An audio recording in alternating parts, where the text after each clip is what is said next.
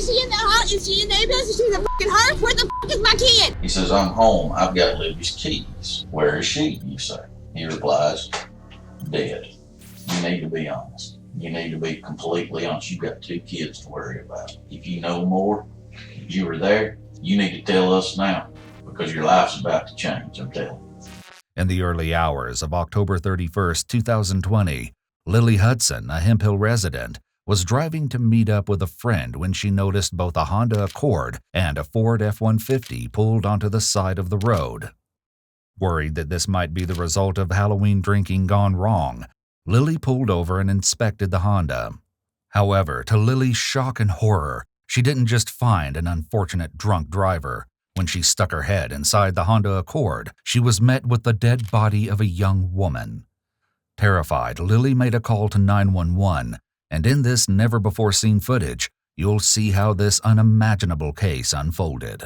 The following footage and never-before-seen exclusive interviews have been analyzed by a qualified team, including a licensed professional counselor and a former detective, former licensed polygraph examiner, and former hostage negotiation commander and instructor. How y'all doing? Who was the one that actually drove by? You saw it first? Can you, I know you've had to explain it a bunch of times. Can you do it just one more time? Because I got to take the statement, okay? Look, he's going to video it too. So you won't have to write nothing down, okay? All I know is I was going to go that way, but I was like, I don't think I'm going to make it, so I went to go to the gas. Okay. I seen that where her thingies were on, and I was like, well, maybe, she's just having car problems. So I pull over, and I seen throughout my passenger seat, and I was like, she must be just slumped over. Maybe she's just drunk, So you know her? I didn't know. I thought I knew. I thought it was Kanisha. Okay. The person that I knew. So I'm literally like right here. Like I'm like, you can see my tracks right there. Okay. So you said you thought it was your friend Kanisha. Yeah, you saw her have it on. So the door was already open. I was like, hey, like I shook her, and I was like, hey, and I was like, Kanisha, and nothing. So I looked at her. I was like, no, that's not Kanisha. So I like made sure pulse because I work for Burger. I was like, I already know. Mm-hmm. I touched her and I was like, there's nothing. That's when I called 911. And then I seen her face and I was like, that's when I just started like going in shock. I was like, I didn't know what else to do after that. As the police investigate the scene, they're shocked to discover that Lily wasn't the only living person there. Behind the Honda Accord, they found an unresponsive man curled up in the fetal position. As he was rushed off to the hospital, the police took note that he'd been lying next to a pair of boots, a baseball cap, and a black rifle. Through a wallet found at the scene, the police were able to determine that the deceased young woman in the car was 19-year-old Livye Lewis. Hey, I don't know if dispatch has notified her next of kin or not. I know who it is, so that's not a problem. I think they should have a phone number for it to SO. I was waiting for you to decide if you wanted to do that or not yet. Well, I think let's at least get her out of here first. Okay. I mean, that technically, it's y'all's thing, but however y'all want to do it. I just think if you notify them and it's closed, they're going to do something around the scene. Yeah, I agree. Hoping to process the scene without any disruptions, the officers decide not to notify Livye's family until their work is done and her body has been removed.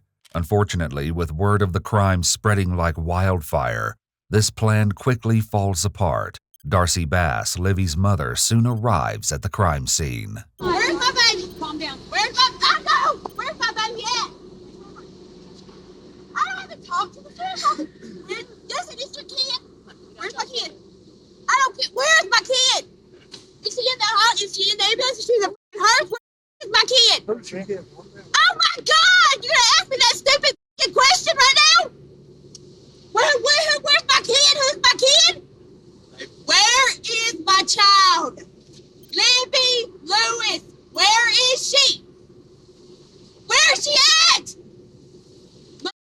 Y'all won't tell me a goddamn thing? After several minutes of begging for information, Darcy Bass, Livye's mother, is finally able to pry some information out of the stony officers. Y'all can be straight up with me and y'all can tell me. Y'all can be straight up with me and y'all can tell me instead of having me running around here looking crazy. Y'all won't answer my questions.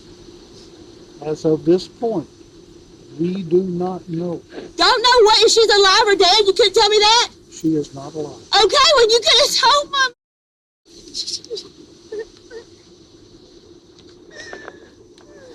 Oh my God! What the? What? There's an investigation. If y'all, okay, there's an investigation. This is funny to you? Is this funny to you? Not at all. Is this funny to you? Not at all. Huh? Yeah, he was. I saw his eyes. This kind of tense situation is exactly what officers were hoping to avoid. As some of the officers deal with containing Darcy, the rest of them continue to process the crime scene. With Livvy's body still in the car, it was hard to tell exactly what happened to her. However, they could see that there was a large amount of blood around Livvy's face and all around the car. Upon further inspection of the outside of the car, it was clear that someone had forced their way into the vehicle. Damage to the rear passenger window suggested that someone had tried to use some sort of object to break through it. After that was unsuccessful, they eventually began kicking and striking the driver's side doors.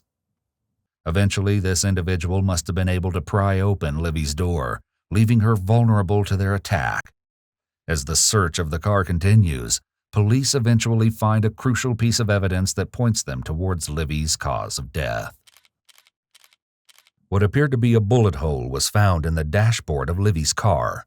The size and shape of the hole matched that of a .308, the exact type of rifle found on the scene of the crime. Based off this bullet hole and the blood found in the car, it was eventually determined that Livye had been killed by a bullet wound to the neck. Desperate for more answers, the officers began looking into the other vehicle on the scene. While the truck didn't reveal as much as the officers had hoped, they were still able to glean some useful information from it. Not only did they find identification for Matthew Edgar, the unresponsive man found on the scene, but they also found 2 phones in the car, one belonging to Matthew and the other belonging to Livye. As the police searched the area for anything else that could point them towards the truth, Darcy tries to find out what the officers know, and more importantly, what information they might be keeping from her. So the investigation, her and one other individual Very possible. were in the car. Possible. We don't know yet. What happened? We're in the middle of the investigation. Well, can you tell me some information about what happened to my kid and why she's dead in her car? All we know is right now that she's deceased in the car. Whose gun is it? Run the numbers on the gun. Was it Matthew's gun? We don't know yet. We have not. Well, if you were to come up with a conclusion right now, what would you say? We don't make conclusions. We don't make assumptions. We go by what the evidence has for us. We don't have all the evidence yet. Not at all. I'm trying to protect y'all trying to protect somebody. They're trying to protect somebody. Hey, you can't go over there. They got these people that go over there. Oh, that's my kid! Well, my baby just did. I know, but you can't come over here. Why? Because y'all trying to protect somebody? Oh, this is a crime scene. My child. So you just leave my kid just out there? Y'all cover my kid up. She is. No, y'all gonna just leave my kid in the car? Right now, we have to. That is standard operating procedure. Then what are y'all doing? What are y'all doing? Doing the investigation so my kid get off the side of the road and be late? Just what the? It's not long before Darcy finds out that not only was Matthew Edgar the one found at the crime, but he was rushed to the hospital. May I ask what Mr. Edgar's injuries was?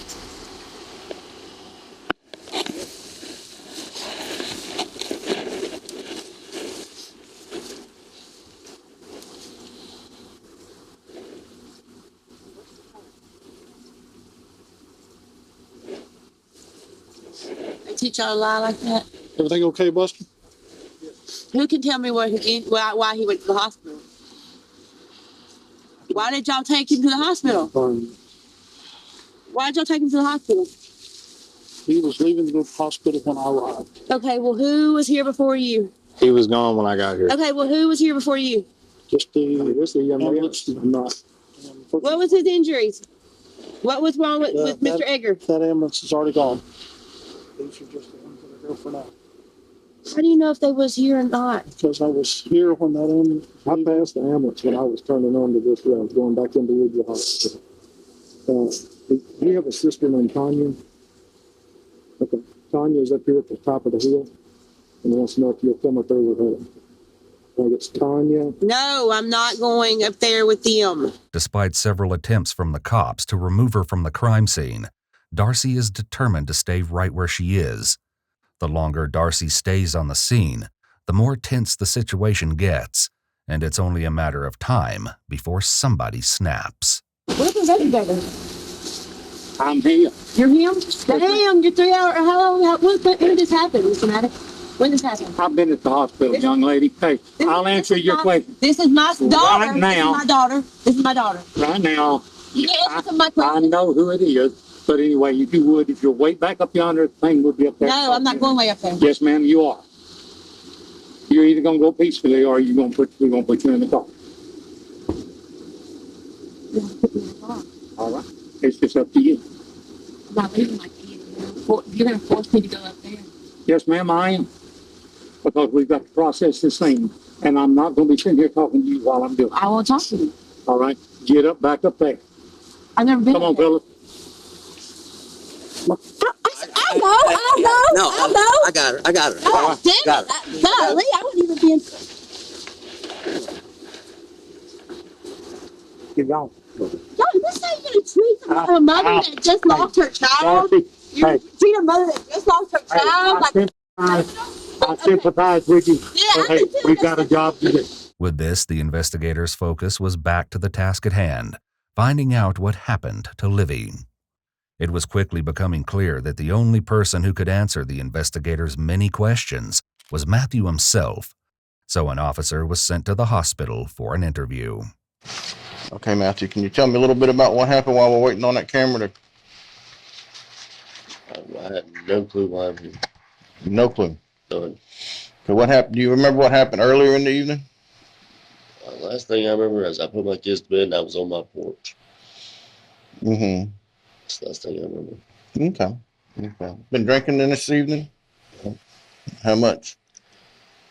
Bottle, Bottle of Jim Beam, Jim Beam? Anything else? a few beers earlier in the day. Okay. Okay. So you just woke up and here you are at the hospital trying to figure out what the hell's going on. We put up in the ambulance. Woke up in the ambulance? Okay. Okay. How'd you get all the blood all over your face? I don't know. Because the hospital said you don't have any injury. Don't know. Okay. All right, Matthew. You don't mind if I call you Matthew? You can call me JP. You don't have to call me anything else. I'm going to take some pictures of you. Okay? What am I being questioned for? Well, there's another vehicle parked in front of yours. Inside that vehicle is a dead female. That's why you're being questioned. I don't know. I have not made it out there yet. So we're just trying to figure out what's going on. Okay? In dealing with me, Matthew, you're going to find out. I'm not going to lie to you. I'm going to be flat out honest with you. But unfortunately, there is a deceased female in that vehicle that's in front of yours. And my job is to find out why she's dead. Although Matthew doesn't seem to remember anything revolving around Livvy's death, JP is still determined to get some useful information out of him. You have a girlfriend? Kinda. What's her name? I got an ex-wife. Her name's Montana. Got an ex-girlfriend named Livye. Mm-hmm. I know Gail out there. I'm kind of talking to her a little bit. Mm-hmm. Yeah. When's the last time you saw Livy? Tonight. Tonight. What was that about? It was all at my buddy's house. Okay. What house was that? Bobby's. Bobby Ozan, right there on 944? She and her, my ex-wife, both was there. Okay. Who's your ex-wife? Montana Bouquet. Any kind of arguments with anybody going on over there while you're over at Bobby? Really? While appearing groggy, Matthew shakes his head before answering not really. Not only is this a qualifier, and it isn't a clear no, but there seems to be a delay in his verbal and nonverbal sync. Okay. When you say ex-wife and ex-girlfriend, what's your relationship like with both of them? It's awesome. Okay. So it's not a typical, No, I hate your hell guts. No. Hell no. Okay. It's awesome. Okay. My ex-wife and her, they're big buddies. Mm-hmm. Livy had my youngest son all day today. And then 12 get hung out all day. That's why she came over to bring him back to me. Mm-hmm. This is my weekend. It was your weekend? Yeah. So who brought the youngest one? Livy did. Libby? Okay. Is she the mother? No. No. Montana's the mother of both of them. Okay.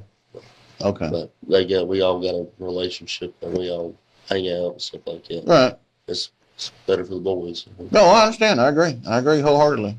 It's the man thing to do. Raise your boy, huh? Yes, sir.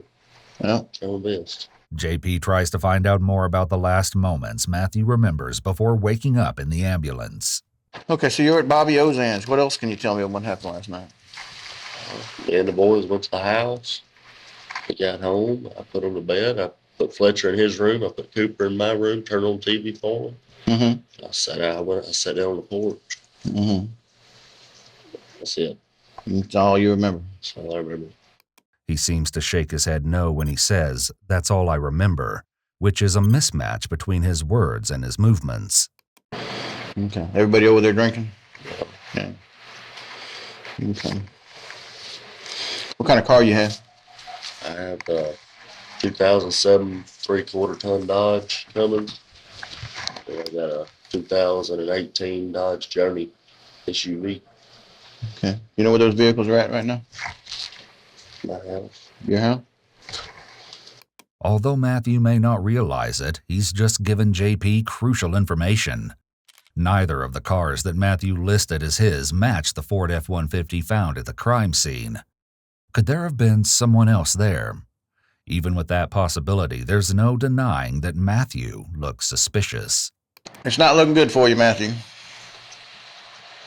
Because I still don't know what's going on. You don't remember nothing, which is fine. But the cause of death for that girl is not natural. Well, it looked like she got shot. That's what I was out there talking to some of the deputies that are out there. Now, I don't know that for a fact, Matthew. I'm not out there. They don't know either. So we've got to wait for the autopsy and all that stuff. You know how we do things, just like on TV. Normally, we would expect an officer to not reveal this detail so soon. This is usually because they want to keep certain things hidden so they could see if a suspect knows something that only the perpetrator would know. Not exactly, but all right. And here again, Matthew, I will tell you flat out what's going on. Did they tell you a name? Hmm? Did they tell you a name? Libby.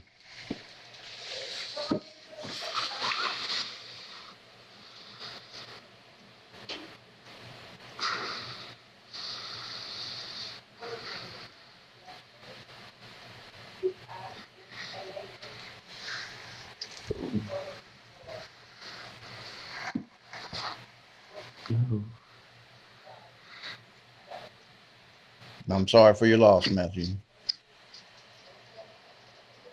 All right, Matthew. I'm going to take you over to the jailhouse now, okay? At this point, I'm going to place you in custody, okay? Charge is going to be homicide. All right? It's certainly interesting that Matthew isn't showing any anger or emotion at hearing this. We would typically expect to see some kind of reaction, but his face is oddly blank. Now pay attention to me. I want you to understand why, okay? Okay. You were found behind the vehicle where the decedent was. There is a family relationship, meaning there was some kind of relationship between you and her. Past, present, future, you know. All right? There is a weapon laying on the ground behind the vehicle, close to where you were found. Okay? Based on that and a few other things, I'm going to place you in custody right now for homicide, okay? So we're going to take you over to the jailhouse. We're going to get you some regular clothes. Your clothes are going to be with me. There is blood stain on the clothes. Okay. Which would be indicative of, they're basically what we call transfers. Okay. In other words, you were in contact with somebody bleeding. Okay. Obviously, the amount of blood on the clothing is not sufficient for your injuries because the only place you're injured is a little bit right up under here. Okay. You had no open cuts, no open other than your hand. Okay. Here again, that's another reason I'm going to go ahead and place you in custody right now for homicide. Although Matthew was taken into custody for Livye's murder, there was a lot of investigation to do to prove that he was their killer. It's believed that he refused to talk to police, maintaining that he didn't remember anything. While Matthew wasn't able to give the investigators a lot of information to go off, they knew a good place to start would be everyone who was at Bobby's party on that fateful night, starting with Montana and Bobby. Oh, y'all went to a party last night? Yes, sir. Did you go by yourself or did you? I was by myself. Yes. Okay. What, did everybody leave at the same time? Everybody left, and then all that was left was me, Livy, and Bobby. And I don't remember the exact time. Well, during the party, what was going on? Nothing. Everybody was having a good time. Everybody was getting along. I went to bed about 1 o'clock that night. I just left everybody else outside doing, their thing. They come in there and woke me up. They being? Montana and Livy come in there and woke me up and said, "Hey, get up, let's go outside and drink." And I'm done. I've had enough. And I told them, I said, y'all can go and stay here if y'all want to, because they was pretty drunk. That night there had been a party hosted by Bobby. Later into the evening, Matthew got mad when he heard that Livy was going to spend the night. I was in there for 5-10 minutes maybe. And then she said that she was going to stay the night there. And that's whenever I was like, well, if you're staying, I'm going to leave. I'm going. I don't have no reason to stay. I got up and I walked out. And when I walked out, Matthew was standing in the doorway. So he heard her say that. You think he heard Livy say she's going to stay the night? Oh, I know he heard her because that's what made him so mad. Based on Matthew's statement to JP, Livy was his ex-girlfriend, and they had a great relationship despite being broken up. If that were the case, why would hearing this make him so upset? What's the relationship with Matthew and Livy? They were dating. They were. They've been split up for a month or so. When was the last time they was together, to your knowledge? Dating wise, her birthday weekend, beginning of October. So you come out, he's standing there, what happened then? I turned around and I opened Bobby's door back up and I was like, Matthew's here and he's pissed. I just knew he was mad. I seen it. Bobby's bedroom door? Mm-hmm. Montana done walked out of my hallway, which walks into my garage area. And I could hear a bunch of screaming and beating and so I knew they was fighting automatically. I tried to walk past him to leave and he wouldn't let you? No. He tried to choke me. He what? He tried to choke me. And then that's when I went and got Bobby. Montana and Bobby's version of this party is a far cry from the harmless, peaceful party that Matthew described earlier. Well, when I go out there, he's over there kicking her car and beating her car and all that. Well, he goes after her again. Well, I just grab him and hold him up against the car and scream at him, quit, whatever. Well, he's just yelling top of he's going to kill us and all this other stuff. And about that time, Livy comes behind me, headed toward her car. Her car, everybody had a car. He had a vehicle. Montana had a vehicle. Livy, they all three had their own vehicle. Her car was parked over toward Woodline. Well, she started to her car, and he took off after her again. Or took off after her. So I got him and strained him up against the car again, and she come shooting out of the driveway, turning up the road, and then Montana got to her car and got back in it. And then as soon as I let him go, he tore out and got his car and he gave chase. And I figured that was the end of it. Although they may have escaped from the chaos at Bobby's house, this night of terror wasn't over for Montana or Livy. And then once I got to town, I called Livy to check on her and asked her if she was okay. And she had turned, like going toward Matthew's house. She said she was okay when you called her? Mm-hmm. She kept going past the houses. I don't know where she went. She drove by Matthew's house? Matthew's house and his grandparents' house where I stayed at. I pulled in at the brick house, and I never heard from her after that. Did he stop behind you? Yeah, he pulled in behind me.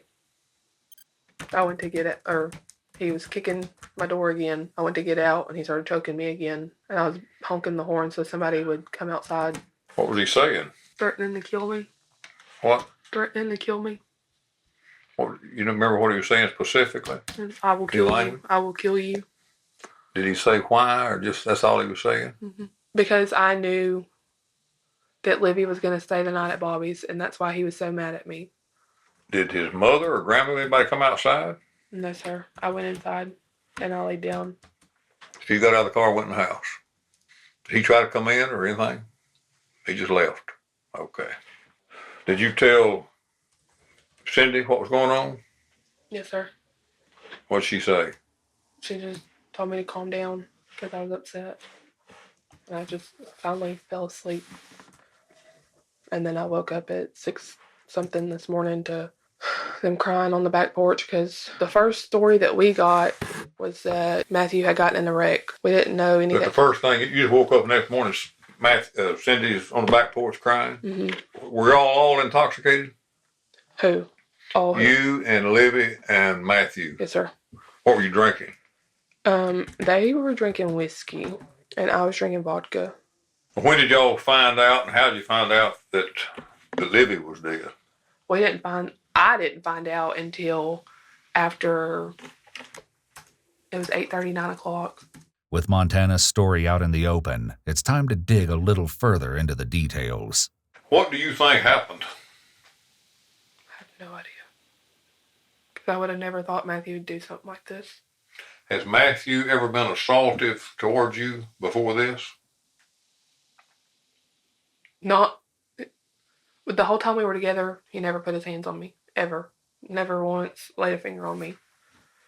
And a couple months ago is the first time he ever put his hands on me. Montana delays for a long time before answering the question, followed by a slight stumble in her words. Not. It appears that she's thinking a lot about her answers. However, what she says next makes it clear that something changed recently. The whole time we were together, he never put his hands on me. Ever. Never once laid a finger on me. And a couple months ago is the first time he ever put his hands on me.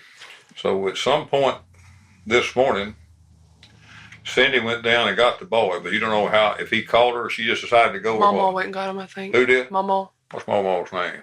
Sandra. Matthew's grandmother? Cindy's mom. But you don't know if Matthew called her or she just went. You don't know why she went and got him. Probably worried about him, knowing he was acting crazy. Has he ever been heavy-handed towards his mother or grandmother? Not in front of me. She makes another very careful statement by saying, "Not around me," once again making it seem like she's being cautious about what she's sharing. Have you ever seen a Matthew be rough with Livy? I haven't. Have you ever heard it? She complained to you? Oh, yeah. Huh? They both complained about it. She'd hit him and he'd hit her. Montana's interview was certainly enlightening. However, the investigators still had questions. What had happened between Matthew and Livy after Montana had left them? Desperate for answers, investigators searched Matthew's home. Not much of use was found in the house. However, it was lucky that investigators searched it when they did. Just a few days after their search was completed, Matthew's house burned to the ground. While Matthew's mother Cindy claimed the fire was started by a gas leak, many around town felt that someone had burned it down in retribution for Livy's death. Despite the strangeness surrounding the house fire, no one was ever found responsible, and it was ultimately written off as an accident. Still, investigators began to feel the pressure. They had to solve this case before someone burned down more evidence, or possibly even attacked someone involved with the case. Unexpectedly, one of the biggest pieces of evidence was found at Matthew's grandparents' house. In the afternoon of October 31st, Zachary Hogan, Matthew's cousin, discovered Livy's key fob in the front lawn of the house. How had Livy's keys ended up so far from her car?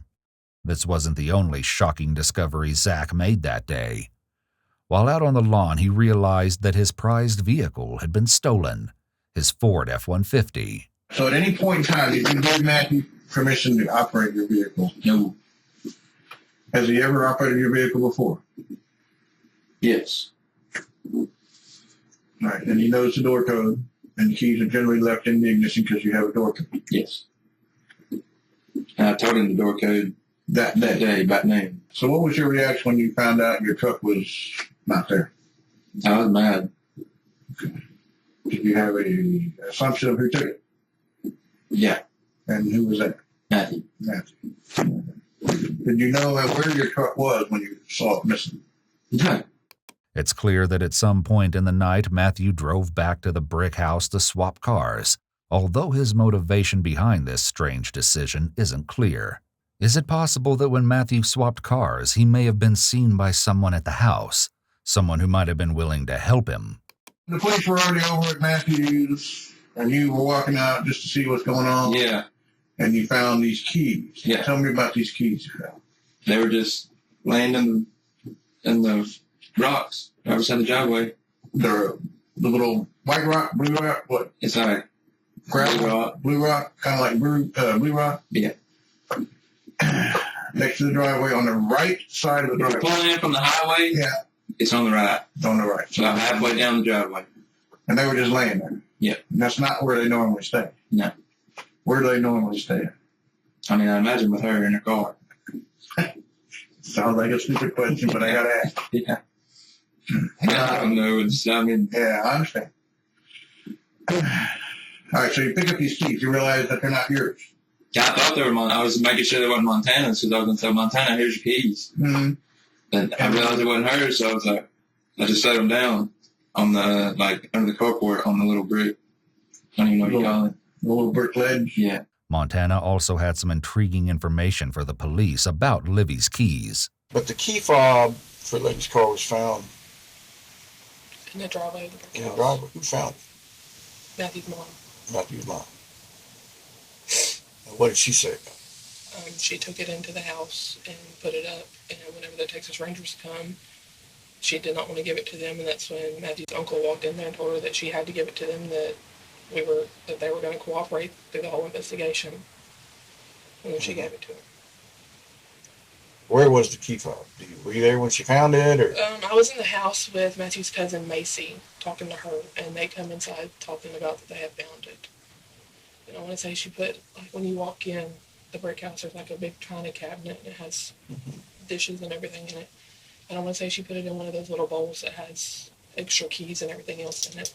Did that strike you as odd that she didn't want to give it back? Yeah. Investigators had noticed that Montana's claims about the key fob being found were very different from Zach's. Would Cindy really go to extreme lengths to cover her son's tracks? Or was Montana trying to make Cindy look suspicious for some reason? Investigators were going to get an answer to this question sooner than they expected when a woman contacted them and explained that she'd driven by the crime scene before Lily Hudson, the woman who called 911, had ever arrived. The information given to them by this unexpected witness was so shocking that 7 months after her initial interview, Montana was called in for another. At any point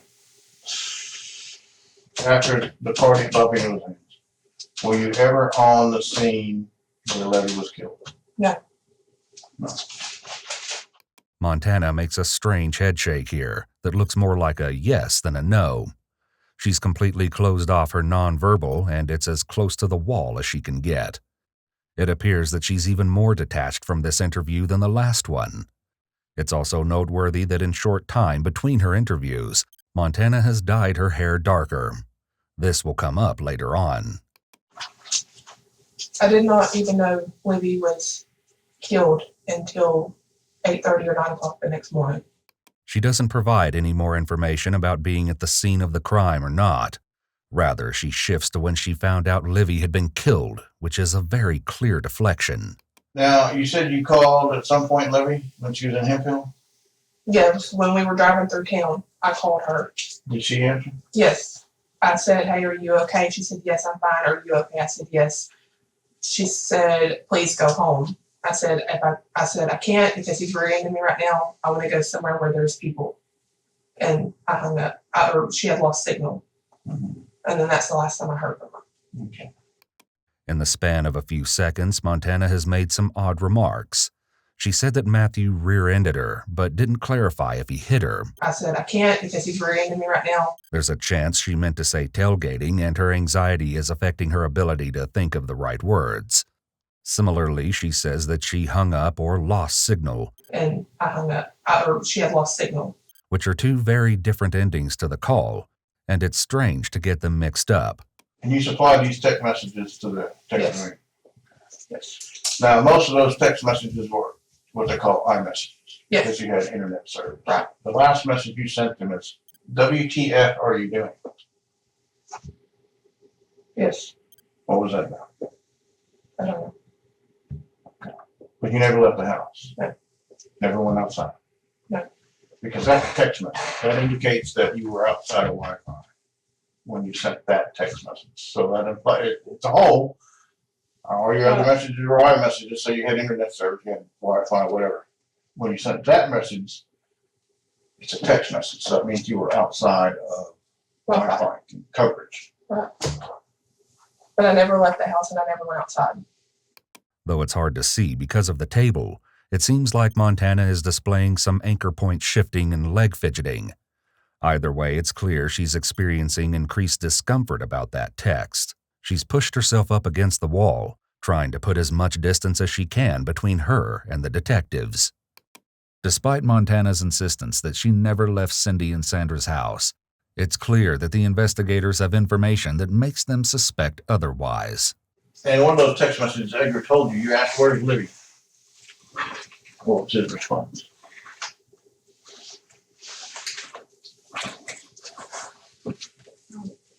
Did he ever tell you Livye was dead? Yes. And that was during those reports of those text messages you supplied to the text line? Yes. What do you think? I didn't believe him. Mm-hmm. I just thought he was talking out of his head because he was drunk. And you've seen Matthew drunk before? Yes. How drunk was he that night? Drunk. He'd been drinking whiskey. Just whiskey or? Yeah, just whiskey. He hadn't been drinking no beer. Or it was mixed. It was a mixed drink, I think.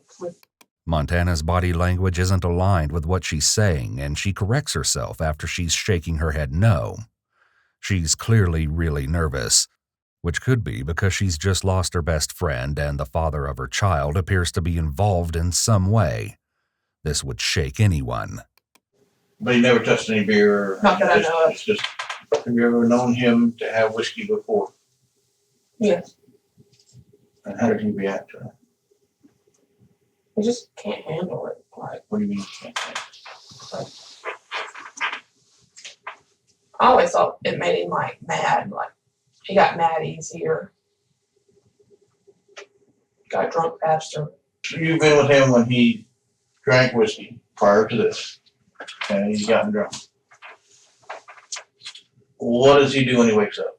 Does he remember? Does he not remember? Does he ask you what happened? Nothing like that. Anything like that? No. Not really is an interesting answer here, perhaps indicating that sometimes he has memory loss, but not as much as he's acting like he has now. Is he normally able to recall events after having drunk whiskey? It's certainly convenient that Matthew would have mysterious amnesia on the night that his ex-girlfriend was shot and killed. While Montana has been providing the investigators with plenty of useful information about Matthew, she's not out of the doghouse yet. Why would a witness who had driven by the scene prior to the 911 call about the accident, if you will, put your car at the scene of that crime? My car? Yes, ma'am. Repeating back "my car" is a technique to give herself a moment to think. I don't know because my car never moved until the evening after everything had happened to go stay at my parents' house. Mm-hmm. Okay, so your car was never there? No. Even though I got a witness that can say that. The car, because this witness sat behind your car for 2 minutes before you or somebody, a female, waved her on to go around. My car, as far as I know, my car never left. Mm-hmm. And if it did, I was not driving it. Montana makes a qualifying statement here by saying, as far as I know. This gives her a chance to adjust her answer later if more evidence is presented to her. It's also interesting that she clarifies, if it did, I wasn't driving it. She hasn't ruled out the possibility that someone else took her car. You wouldn't have been driving. I don't know. Who else has keys to your car? Nobody. I have one set of keys. That's it. And they were with you? They were, I don't remember if I took my keys out of my car and put them on the counter at the grandparents' house or if I left them in the car. We've got a lady that's willing to step on the stand and put your vehicle there. Just want you to hear me. Okay, I'm not trying to box you in. I need you to be straight. I know you got kids and you're probably trying to stay out of it as best you can. Okay. Don't answer me. Okay, just listen to me. If you were there, okay, for any reason, just because you're scared or you're trying to help this bad situation, we need to know about it, because if you're lying about it, okay, for any reason, like, oh my God, I don't know what to do. I mean, people get like that. Right. I need to know if you were there or if you were called down there for any reason to help him or whatever, like, okay, what have you done or whatever, you know. I need to know, because this ain't done. And if we put you there, like we already got one witness, put your color there, okay. There's a difference between being a witness, okay, and being a suspect. You understand? You need to be honest. You told me that you told him that you had no idea that she was dead. Well, he texted you clear as day. Let me see your phone again. I'll show you the text. You know, he clearly says, I have Livye's keys. So let me read it out to you, that way you know. Going to get Livye. Where is she? I'm pulling out of the driveway. And then you call him up. So you're the sorriest piece of shit I've ever seen. He left his kids there. His grandma. London. As he was, I think as he was pulling out, his grandma's pulling up to pick him up. Okay. I'm home. This is all at 3:23 a.m. It says going to Livye, and that's where that conversation. So you with me? Yes, sir. Then you call him a sort of 3:28 a.m. Quick trip apparently, because at 3:34, which you're awake, okay, he says, I'm home. I've got Livye's keys in her phone. Where is she, you say? He replies, dead. All this goes down within simply from 3:23 to he says, you're dead. That's 3:34 a.m. Okay. I'm going to tell you right now, Montana, I'm going to tell you right now, you need to be honest. Okay. You need to be completely honest. You've got 2 kids to worry about. Okay. If you know more, if you were there, you need to tell us now, because your life's about to change, I'm telling you. It appears that Montana never told the police that Matthew texted her saying that Livye was dead. Instead, they had to pull out her text messages and confront her, even if she thought Matthew was speaking figuratively because he was so upset with Livye. You'd expect her to mention this text to detectives after Livye was actually killed. At the very least, most people in her situation would be upset about the possibility that Matthew was being honest when he texted, especially after allegedly choking and attacking her. Things aren't looking good for Montana, and they're only going to get worse. I'm not holding anything back. I've told y'all everything that I know. I never left that house once I got there. Never.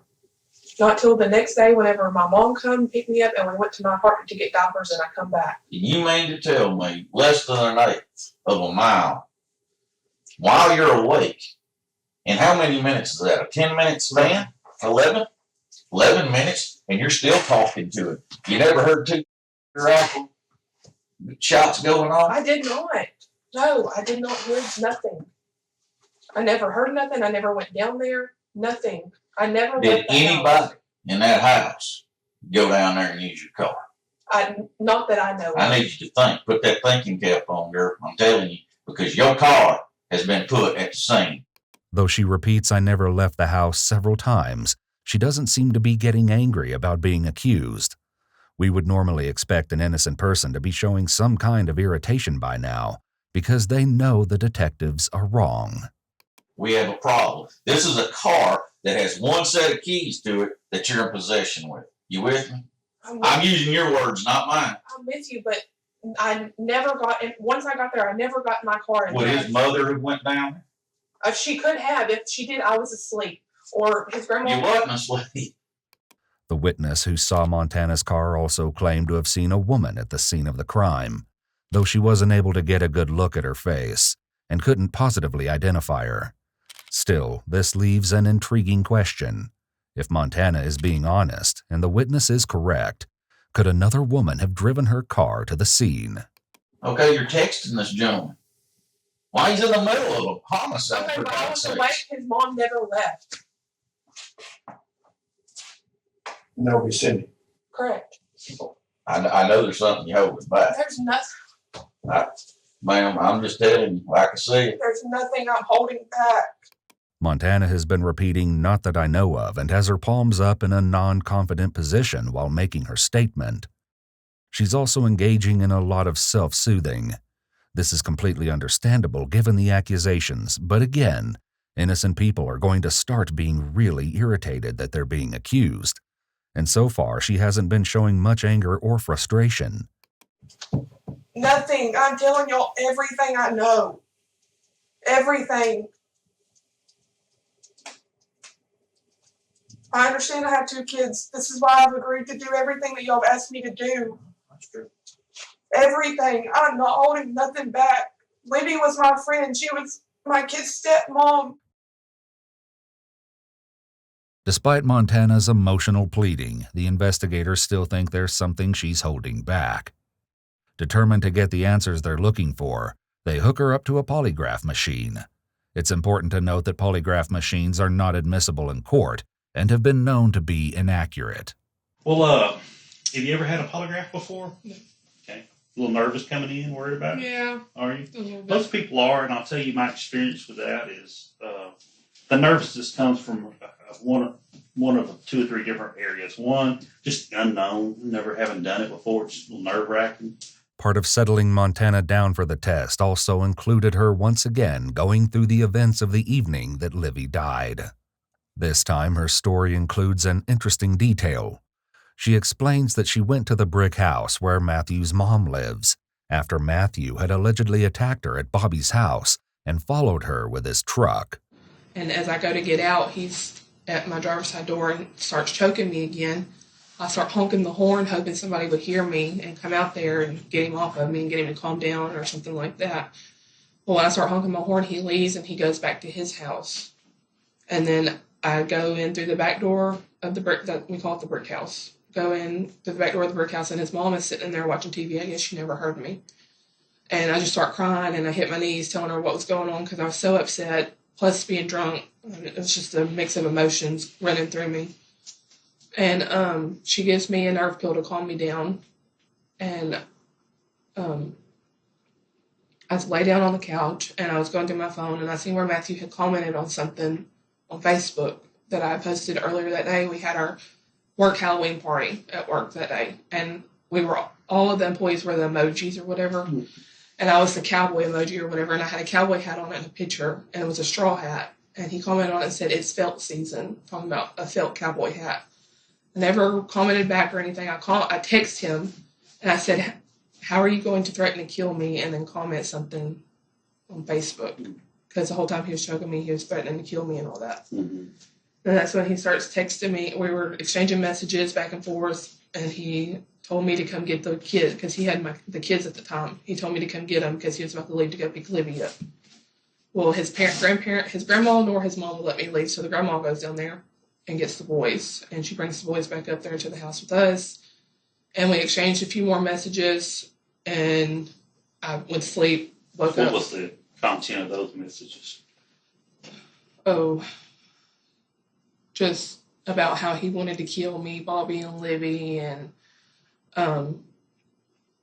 he said he had Livye's keys in her phone or something, and I asked him where Livye was, and he said dead, and which I never thought anything of it, because when he gets drunk like that and gets mad, he always says stuff to that extent. So I never once thought that he was actually going to do something like what he did. In this story, Montana mentions that she was given a pill to calm down, and this could perhaps explain why she can't be sure of things like where her keys are, and if someone may have borrowed her vehicle that night. She also finally clarifies why she didn't take Matthew's message about Livye being dead serious, though it's still odd she didn't originally bring this up to investigators herself. What's your opinion of what happened that night after you got home? What's your opinion? What do you think happened? I'm sorry if I get emotional. I wouldn't expect you to.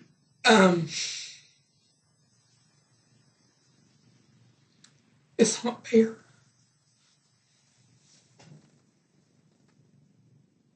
It's not fair. Elaborate just a little bit for me.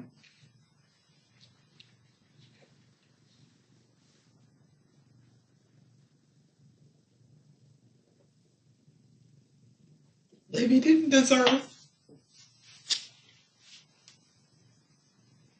what happened to her. She was young. She had a whole life ahead of her. You believe Matthew did it? How do you feel about Matthew? So much anger built up toward him. Because of this or other things? This and just being irresponsible and stupid and leaving his kids behind. Any love left between you and him?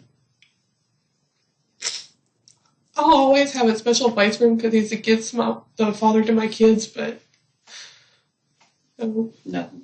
After getting Montana's insight on Livye's death, the officer runs Montana through a practice test, one with interesting results.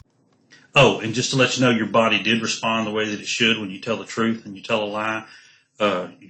You are a terrible liar. Your body responds really strong. I am a terrible liar. During a polygraph exam, the individual being questioned is asked some easy questions with obvious answers, as well as difficult questions related to their case. To answer each question, Montana is instructed to tap once on her leg for yes and 2 for no. Regarding Livye's death, do you intend to answer truthfully each question about that? Did you shoot Livye? Did you participate in shooting Livye? Are you covering for the person responsible for Livye's death? Oddly, Montana's last tap is not 1 or 2. It looks like it bounces about 3 times. Given how clear her other taps were, this is strange. As well, her eyes shift, indicating that perhaps her thoughts are racing in that moment, causing her to tap more than twice. Something about being asked, "Are you covering for the person responsible for Livye's death?" seems to have rattled her. There are major problems with the polygraph.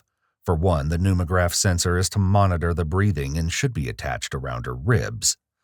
The examiner should have been paying attention and noticed if she is an abdomen or chest breather. Either way, the lower tube should be placed above the belly button. He has this placed down too low, near her waist. People don't breathe that low. As well, the cardiovascular sensor, or cardio cuff, should almost always be placed over the brachial artery in the upper portion of the arm. It also is on the opposite arm as the GSR, sweat sensors on her fingertips. In a rare event like missing an arm, it can be placed on the calf of the leg, yet he places it around Montana's calf and didn't even attempt to put it around her arm. It's measuring the heart, which is a long way from the calf. There are many other issues with this. One quick one would be the size of the cuff. The calf muscles are also slanted. During the process of inflating or deflating the cuff, it may slip and won't be secured tightly. There would also be a lot of interference around the cuff. It doesn't make sense it was placed on her calf instead of her arm. All right, Montana, I explained to you early on before we started, 3 things have to happen to pass the test. 100% truthful. Entirely truthful. Second thing was your body needed to respond the way it should when you tell the truth and you tell a lie. Your body did that. Third thing was to follow instructions. Yes, no. You had one little hang up, no big deal. You failed that test miserably, terribly. So what does that tell me? But it tells you I'm not telling the truth, but I'm telling the truth. This is kind of like what I told you earlier. I believe that you've told me a whole lot of the truth today, but I don't think you told me everything. You're probably holding something back. Montana begins showing some ventilating behaviors, pulling at her collar, which is where the term hot under the collar comes from. She's showing her increased anxiety due to being called a liar and already looks like she's about to start crying. I know you don't know anything about Polygraph, and I don't normally do this with a lot of people, but I want to show you something. See this highlighted area right here? Let me see my cursor. You see this highlighted area right here? You see this right here? Along with your cardio going up, all that is a significant sign of deception when I'm asking you. See that little red right there? Mm-hmm. That's me asking you a question about Livy. Okay? Let's go down here. Here it is again. Look. Same thing. This one flattened out a little bit. There's still one. Now, I will tell you, a lot of times on the first charts that we run, the responses may be a little bit more higher just because the person hadn't really settled down, you know what I mean? But on the second one, look, there it is again. There's asked a question about Livy. There it is again, asked you a question about Livy. I mean, it's just every question. When we score these charts, there's a scoring system used, and if you score a -4, She started doing strange things with her mouth, including lots of lip licking, compressions, and tongue jutting here. She doesn't like that she's being called out. However, it's important to note that none of these things specifically indicate deception. Rather, they're negative responses to what's being said and signs of increased anxiety. or less, which would be -4, -5, -6, -7. A -4 or less, you fail. What do you think you scored? -19. It's terrible. It's terrible. The police seem convinced that there may have been a woman helping Matthew cover his tracks that night. Despite the mounting evidence showing that someone was helping, Montana maintains her innocence, and there simply isn't enough evidence to confidently make an arrest. One thing to consider, though, is that if Montana was there on the scene, why would Matthew text her and tell her that Livy was dead? Unfortunately, there's nothing else the police can do to get that information out of her. So they're forced to turn to the gossip train of Hemp Hill for more answers. One intriguing theory police are told is that even if Montana wasn't involved in what happened, she may have been jealous of Livy, despite them getting along so well. The key to this theory: Montana's choice to dye her hair dark like Livy's so close to her death. It certainly wasn't anything concrete, but this theory exemplified the complex nature of the case, and it was only going to get more convoluted. Okay, what do you know about Matthew? You said you don't like him. I know you don't like him. Why don't you like him? He's just, cocky, always wants to run his mouth and everything. I know he was crazy and his family's crazy and everything, and Matthew's done some dumb before. Yeah, I don't like Matthew. I think before all this, I never liked him. Mm-hmm. I mean, I just think, I don't care for him. Have you ever known Matthew to threaten to kill anybody? Yeah. He was with Livy, but Montana starts dating somebody else. It just pisses him off, and he's like, I'm going to kill him, or, popping off like that. Yes, I've heard him say it. Have you ever took those threats as being serious or just? Honestly, no. You told me Matthew's a jealous type. He runs around with Montana still, even though they're ex-wife. Doesn't know her. Runs around with Levy. And then we have the third girl that these two don't even know about. And yet he's jealous because they're seeing. That's kind of. Is that Matthew or is that? That's kind of him. Like, I hate to say that, but that's the way I see it. Can you tell me Matthew's, was he aggravated? Did he seem aggravated that night? Was he happy? Was he? And before everybody started getting there and everything, it was just being Bobby and him. I mean, he'd been drinking whiskey for like 3 weeks straight. And he's been acting different from what he normally acts. He's been waking up like at daylight, starting drinking whiskey and drink all day long and all night. So Levy's told you in the past that Matthew would threaten. What would he threaten to do? Well, I mean, like, she's told me, like, there's been times where he's, like, threatened to hit her or whatever, and then one day, they had gotten into an argument, and she came to Taylor's house, and I went over there with her, and we were all just laying in Taylor's bed, and she was telling us about how, I don't remember if she said that Matthew threatened to, or if he really did, but she said something about how he had, threatened or either did pull a gun on her. Have you ever known Matthew to be violent towards Livy or Montana? Yeah, both of them. Have you physically seen that? I know it's true about seeing bruises and cuts and all that. And he's told me he's done it before out of his own mouth. You've seen bruises and cuts on who? Both of them. On both Livy and Montana?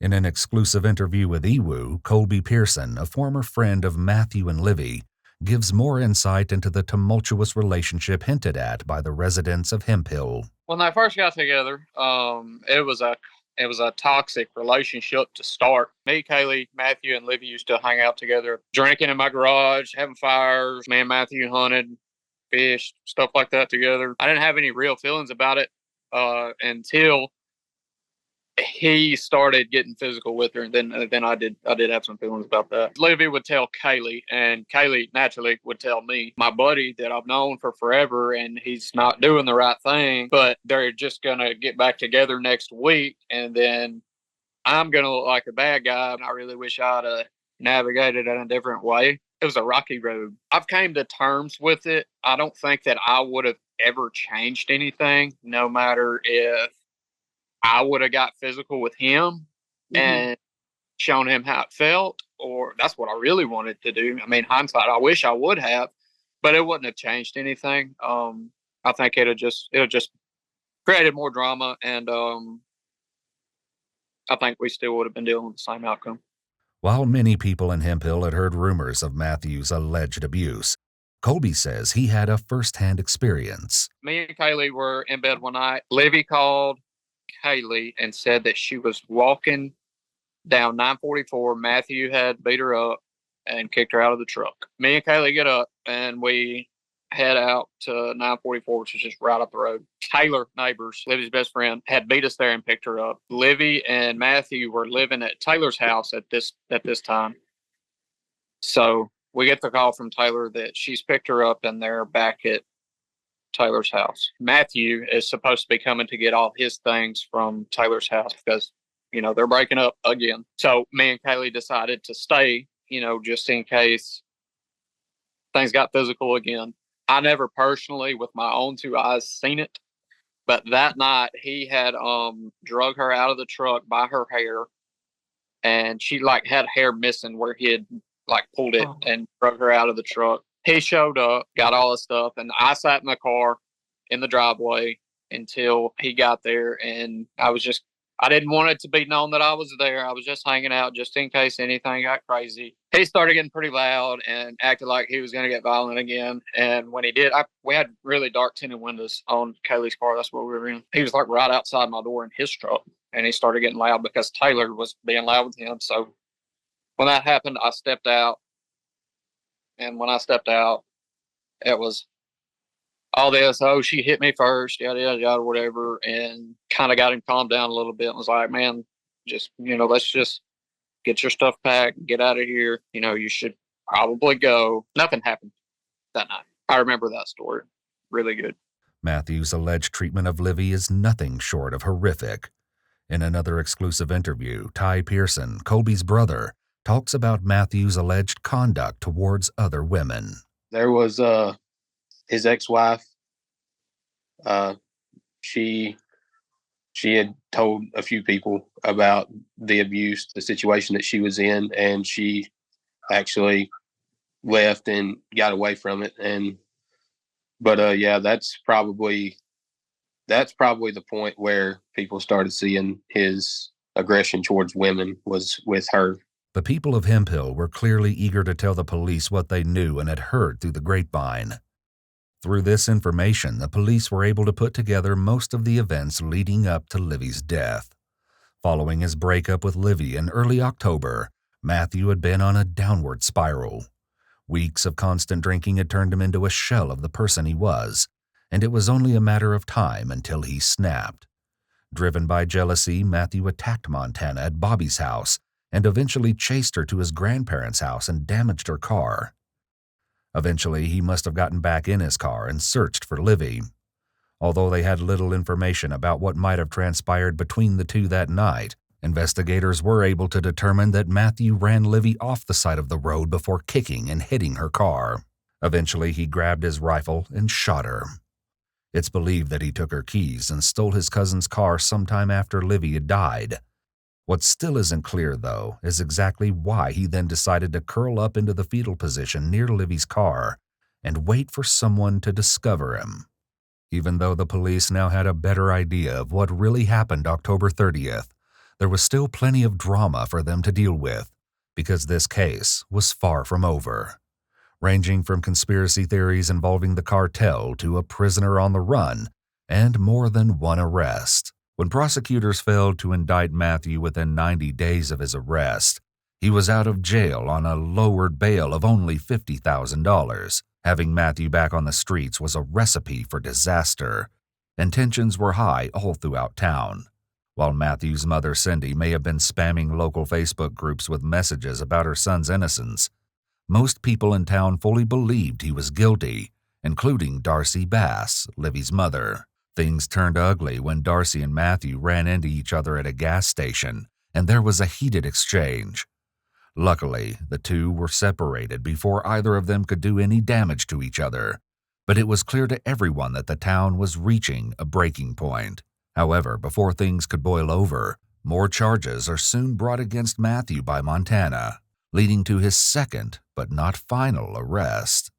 First one is for the criminal mischief to Montana's vehicle, and the second one is for the assault on Montana. It's occurred over at Bobby O's house. Okay? I don't know if your attorney told you this information or not, and I just want to make sure you understand. And I'll make sure she understands after I get you inside. I'll come back out and talk to you. Oh, I can't go in? No. You're going to really take him from me? I have no choice, man. He's under indictment. You know, JP, she's a liar. For a brief moment following Matthew's arrest, it seemed as though things might calm down.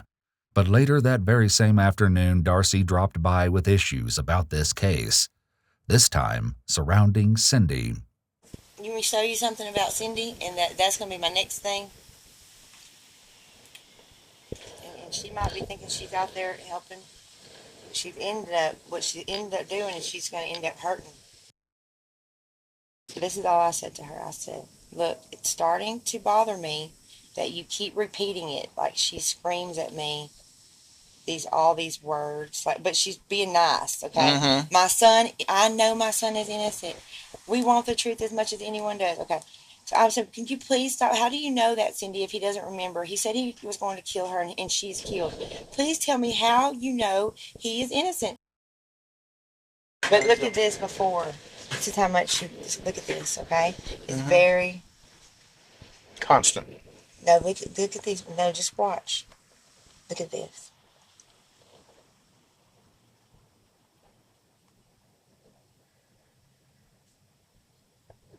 This is, I mean, it was extreme. It was a lot, you know. She got me with the little boys, you know. Well, they all say the same thing, pretty much. Oh, no. No? Oh, no. She's saying all kinds of things. All kinds of things. Like she knew something that I need to go and meet her and talk to her about, and which I didn't, you know. Mm-hmm. She's saying that, oh, my daughter liked to fight and all this stuff. Based on Cindy's alleged harassment of Darcy, it's clear that she's willing to do a lot if she thinks it's what's best for her son. But just how far would Cindy be willing to go? Seemingly, Cindy wasn't the only one who believed in Matthew's innocence. Within a Facebook group known as the Matthew Edgar Case, Hemphill, Texas Unfiltered, a conspiracy began to spread that Matthew had become $30,000 in debt with a drug cartel. The theory then claims that members of this cartel murdered Livy, staged the crime scene in order to frame Matthew, and then injected Matthew with unknown drugs to erase his memory. Despite how outlandish and ludicrous this theory is, the Facebook group is still active, with select members still posting evidence that supposedly backs up their claims.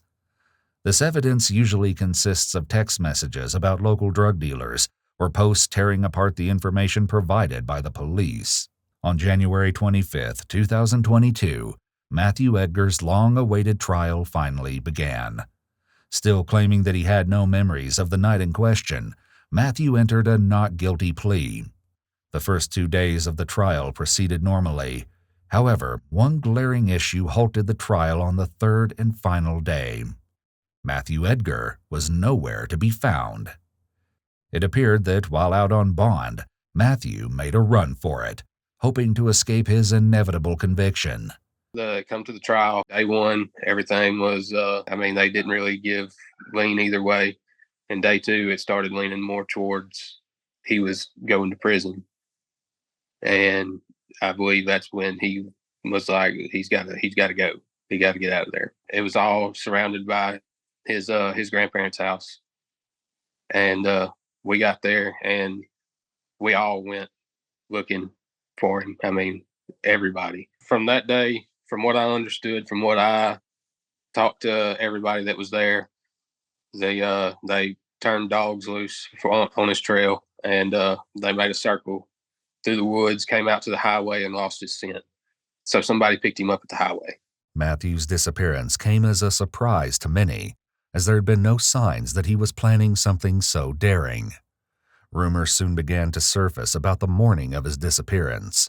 This is the story that was told when law enforcement got there, is that he was on the phone with his lawyer. He got mad. He got a gun out of the house and he took off walking, is what they told law enforcement. He did have an ankle monitor on, which obviously doesn't do any good when they expect the fugitive to charge the ankle monitor. Despite his absence, it was eventually decided that his trial would continue without him. In absentia, Matthew was found guilty for Livye's murder and was sentenced to 99 years in prison. While Matthew's sentencing might have brought Livye a sliver of justice, the community of Hemphill wouldn't be satisfied until her killer was behind bars. Unfortunately, it would be quite some time until that became a reality. It was believed that Matthew was hiding out somewhere in Sabine County with the alleged assistance of his family. And on December 29, 2022, after over 11 months of being one of Texas's most wanted fugitives, Matthew was finally caught. I bet it probably wasn't an hour after they found him that Sabine County posted on their Facebook page his apprehension photo. From what I understand, they were tipped off that he had come back around for the holidays because it was around Christmas that he was caught. From what I understand, they were tipped off and nobody was told anything. They just kind of moved in and waited and watched. Few details have been released about the apprehension, but it was announced that Matthew was found in a small house near his grandparents' home in rural Sabine County. According to the federal agents who captured Matthew, he was out smoking a cigarette on the back porch of the house when they pulled up. Although the citizens of Hemphill could breathe a sigh of relief with Matthew's capture, there was now a new worry for them. Who had helped Matthew escape? Matthew's proximity to his grandparents' house led many to believe that his family may have been involved. And in November 2023, it was announced that Cindy Edgar, Matthew's mother, had turned herself in and was charged for hindering the apprehension or prosecution of a known felon. She's not been found guilty, and the results of this charge are still pending. I think she needs to be the first of others. With his third and final arrest, Matthew is finally facing justice for the terror and suffering he wreaked on Livye and her loved ones.